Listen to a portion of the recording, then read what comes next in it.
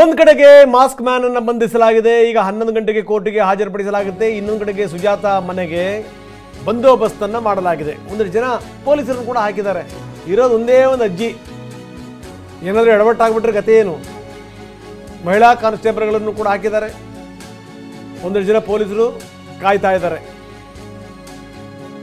10 ಜನ ಪೊಲೀಸರನ್ನು ನಿಯೋಜಿಸಲಾಗಿದೆ.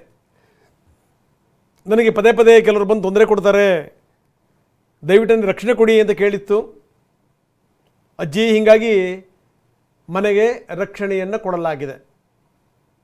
ಅಲ್ಲಿ ಭದ್ರತೆಯನ್ನು ಜಾಸ್ತಿ ಮಾಡಲಾಗಿದೆ. ಈ ಕೇಸ್ ಆದಾಗಿನಿಂದಲೂ ಕೂಡ ಅಲ್ಲಿ ಒಂದಷ್ಟು ಜನ ಪೊಲೀಸರು ಹೋಗ್ತಾಯಿದ್ರು, ಬರ್ತಾಯಿದ್ರು. ಜೊತೆಗೆ ಮಫ್ತಿನಲ್ಲೂ ಕೂಡ ಕೆಲ ಪೊಲೀಸರೆಲ್ಲ ಓಡಾಡ್ತಿರ್ತಾರೆ.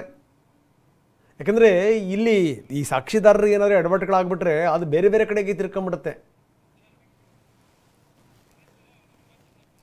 ಬನ್ನಿ, ಪ್ರದೀಪ್ ನಮ್ಮ ಜೊತೆಗೆ ನೇರ ಸಂಪರ್ಕದಲ್ಲಿದ್ದಾರೆ. ಪ್ರದೀಪ್, ನಾವು ಹೇಳ್ತಾ ಇದ್ವಿ, ಒಂದು ಕಡೆಗೆ ಏನು ಅಂದರೆ ಅಲ್ಲಿ ಮಾಸ್ಕ್ ಮ್ಯಾನ್ ಅರೆಸ್ಟ್ ಮಾಡಲಾಗಿದೆ, ಇನ್ನೊಂದು ಕಡೆಗೆ ಸುಜಾತ ಮನೆಗೆ ಭದ್ರತೆಯನ್ನು ಒದಗಿಸಲಾಗಿದೆ. 2 ಜನ ಪೊಲೀಸರು ಕಾಯ್ತಾ ಇದ್ದಾರೆ. ಏನಿದೆ ಹೆಚ್ಚಿನ ವಿವರ ಪ್ರದೀಪ್?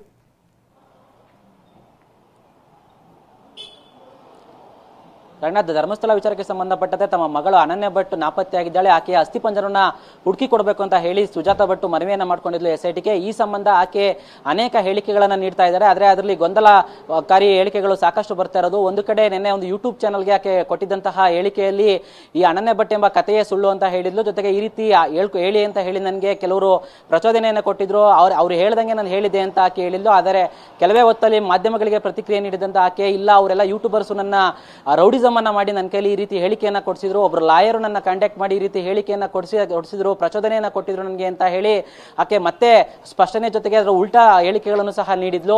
ಸದ್ಯಕ್ಕೆ ಈಗ ರಾತ್ರಿ ಏನೋ ಆಕೆ ಯೂಟ್ಯೂಬ್ ಚಾನೆಲ್ಗಳು ಇಲ್ಲಿ ಮನೆ ಹತ್ರ ಬಂದು ಆಕೆಯ ಬೈಟನ್ನ ಕೇಳ್ತಾ ಇದ್ದ ಸಂದರ್ಭದಲ್ಲಿ ಆಕೆ ಬನಶಂಕರಿ ಪೊಲೀಸರಿಗೆ ಕರೆ ಮಾಡಿ ನನಗೆ ಭದ್ರತೆ ಬೇಕು ಅಂತ ಕೇಳ್ಕೊಂಡಿದ್ರು. ಹೀಗಾಗಿ ನಿನ್ನೆ ರಾತ್ರಿಯಿಂದನೇ ಬನಶಂಕರಿ ಪೊಲೀಸರು ಈಗ ಆಕೆಯ ಮನೆ ಬಳಿ, ಅಂದ್ರೆ ಬನಶಂಕರಿಯ ಥರ್ಡ್ ಸ್ಟೇಜ್ ನಲ್ಲಿ ಇರುವಂತಹ ನಾಯ್ಡು ಲೇಔಟ್ ನಲ್ಲಿ ಆಕೆ ಮನೆ ಇರುವಂತದ್ದು. ಈಕೆ ಒಬ್ಬಳೇ ಇಲ್ಲಿ ವಾಸ ಮಾಡ್ತಾ ಇರುವಂತದ್ದು. ಒಂದು ಅಪಾರ್ಟ್ಮೆಂಟ್ ನ 2ನೇ ಫ್ಲೋರ್ ನಲ್ಲಿ ಆಕೆ ಇರುವಂತದ್ದು. ಸದ್ಯಕ್ಕೆ ರಾತ್ರಿಯಿಂದನೂ ಸಹ ಬನಶಂಕರಿಯ ಪೊಲೀಸರು, ಅಂದ್ರೆ ಒಬ್ರು PSI ನೇತೃತ್ವದಲ್ಲಿ ಸುಮಾರು 7 ರಿಂದ 8 ಜನ ಪೊಲೀಸರು ಹೊರಗಡೆ ಭದ್ರತೆಯನ್ನು ನೀಡ್ತಾ ಇದ್ರೆ, ಜೊತೆಗೆ 2 ಮಹಿಳಾ ಪೊಲೀಸರು ಆಕೆಯ ಮನೆ ಒಳಗಡೆ ಭದ್ರತೆ, ಅಂದ್ರೆ ಆಕೆಯ ಜೊತೆಗೆ ಸಹಾಯಕ್ಕೆ ಇರುವಂತದ್ದು. ಸದ್ಯಕ್ಕೆ ಆಕೆ ಈಗ ಮನೆ ಒಳಗಡೆ ಇನ್ನೂ ಮಲಗಿದ್ದಾರೆ, ಎದ್ದಿಲ್ಲ ಅನ್ನೋ ಒಂದು ಮಾಹಿತಿ ಸಿಗ್ತಾ ಇರುವಂತದ್ದು. ಈಗ ಜೊತೆಗೆ ಬನಶಂಕರಿಯ ಇನ್ಸ್ಪೆಕ್ಟರ್ ಕೊಟ್ರೇಶ್ ಅವರು ಕೂಡ ಸ್ಥಳಕ್ಕೆ ಭೇಟಿ ನೀಡಿ ಪರಿಶೀಲನೆ ನಡೆಸಿದ್ರು. ಜೊತೆಗೆ ಇಲ್ಲಿ ಯಾರು ಕೂಡ ಹೋಗಬಾರ್ದು ರೀತಿ ಬ್ಯಾರಿಕೇಡ್ಗಳನ್ನು ಹಾಕಿ ಭದ್ರತೆಯನ್ನ ಮನೆಗೆ ನೀಡಿರುವಂತದ್ದು. ಒಟ್ಟಿನಲ್ಲಿ ಆಕೆ ಒಂದು ಕಡೆ ಒಂದು SITಯ ವಿಚಾರ ಏನಿದೆ, ಧರ್ಮಸ್ಥಳ ವಿಚಾರ ಸಾಕಷ್ಟು ಸದ್ದು ಮಾಡ್ತಾ ಇರುವ ಹಿನ್ನೆಲೆ, ದೊಡ್ಡ ಗಂಭೀರ ವಿಷಯವಾಗಿರುವ ಹಿನ್ನೆಲೆ ಆಕೆ ಈ ರೀತಿಯಾದಂತಹ ಹೇಳಿಕೆ ನೀಡಿರುವಂತದ್ದು ಬೇರೆ ರೀತಿ ಸಮಸ್ಯೆಗಳಿಗೆ ಕಾರಣವಾಗಬಾರದು ಅಂತ ಹೇಳಿ ಈಗ ಬನಶಂಕರಿ ಪೊಲೀಸರು ಮುಂಜಾಗ್ರತೆ ಕ್ರಮವಾಗಿ ಆಕೆಯ ಮನೆಗೆ ಭದ್ರತೆಯನ್ನು ನೀಡಿರುವಂತದ್ದು. ರಂಗನಾಥ್, ಇದು ಸಂಗತಿ ನೋಡಿ. ಆಕೆಯ ಮನೆಯ ಮುಂಭಾಗದಲ್ಲಿ 10 ಜನ ಪೊಲೀಸರು ಕಾಯ್ತಾ ಇದ್ದಾರೆ. ಯಾಕಂದರೆ ಆರಂಭದಿಂದಲೂ ಕೂಡ ಆಕೆ ಮನೆಗೆ ಭದ್ರತೆಯನ್ನು ಒದಗಿಸಲಾಗಿತ್ತು. ಯಾಕಂದರೆ ಈ ಸಾಕ್ಷಿದಾರರು ಏನಾದರೂ ಇದರಲ್ಲ, ಈ ಆರೋಪ ಮಾಡುವಂಥವ್ರು, ಅವ್ರಿಗೇನಾದರೂ ತೊಂದರೆಗಳಾಗ್ಬಿಟ್ರೆ ಇಡೀ ವ್ಯವಸ್ಥೆ ಕೆಟ್ಟ ಹೆಸರು. ಅದಕ್ಕೋಸ್ಕರ ಬೇಕೋ ಬೇಡವೋ ಇವ್ರನ್ನ ಕಾಯಬೇಕು ಅಂತ ಸ್ಥಿತಿ. ಅದರಲ್ಲೂ ಈಕೆ ಪೊಲೀಸರು ಕೇಳ್ಕೊಂಡಿದ್ರು, ನನಗೆ ತುಂಬ ಜನ ಬಂದು ತೊಂದರೆ ಕೊಡ್ತಾ ಇದ್ದಾರೆ, ದಯವಿಟ್ಟು ರಕ್ಷಣೆ ಕೊಡಿ ಅಂತ.